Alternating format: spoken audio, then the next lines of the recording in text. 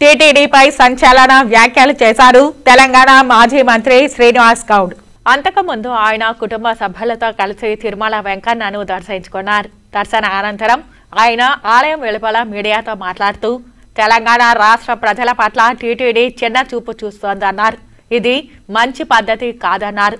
తెలంగాణ ఆంధ్రాది రక్త సంబంధమని ఆయన గుర్తు చేశారు. ఇప్పటికైనా అధికారులు దృష్టి సారించి అందరికీ సమాన దర్శనం కల్పించాలని డిమాండ్ చేశారు. తెలంగాణకు సంబంధించి 5 మంది సభ్యులకు టీటీడీ పాలక మండలిలో చోటు కల్పించినా ఎలాంటి ప్రయోజనం లేదన్నారు.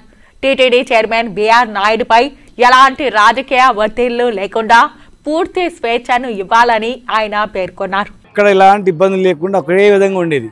2 రాష్ట్రాలు విడిపోయిన తర్వాత డిఫరెన్సెస్ లేకుండా ప్రజలను కలిపిన దానిలో మా ప్రభుత్వంతో పాటు తిరుపతి దేవస్థానం టీటీడీ పాలక మండలి కూడా, ఎందుకంటే ఏర్పడిన తర్వాత ఎలాంటి డిఫరెన్స్ లేకుండా దర్శనాలు అన్నీ జరిగినాయి.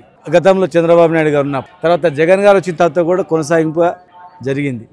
కానీ ఈరోజు ఇక్కడ పరిస్థితి చూస్తుంటే తెలంగాణ సామాన్య ప్రజలకు కానీ, తెలంగాణ రాజకీయ నాయకులకు కానీ, తెలంగాణ సంబంధించినటువంటి వ్యాపారవేత్తలకు కానీ ఇక్కడ కొంత డిఫరెన్సెస్ అనేది కనిపిస్తూ ఉంది. ఇది మంచి పరిణామం కాదు. ఎందుకంటే టీటీడీ పాలక మండలి అంటే మాకు గొప్ప గౌరవం. దేవుడు తిరుపతి దేవుడు అంటే మాకు ప్రపంచానికి దేవుడు. ఈ ప్రాంతంలో ఉన్నంత మాత్రం ఈ ప్రాంతం మాది అని దేవుని విషయంలో అనుకుంటూ వెళ్ళలేదు. అలా చేస్తే దేవుని కూడా కోపం వస్తుంది. ఒకే మాదిరిగా ఉండాలి.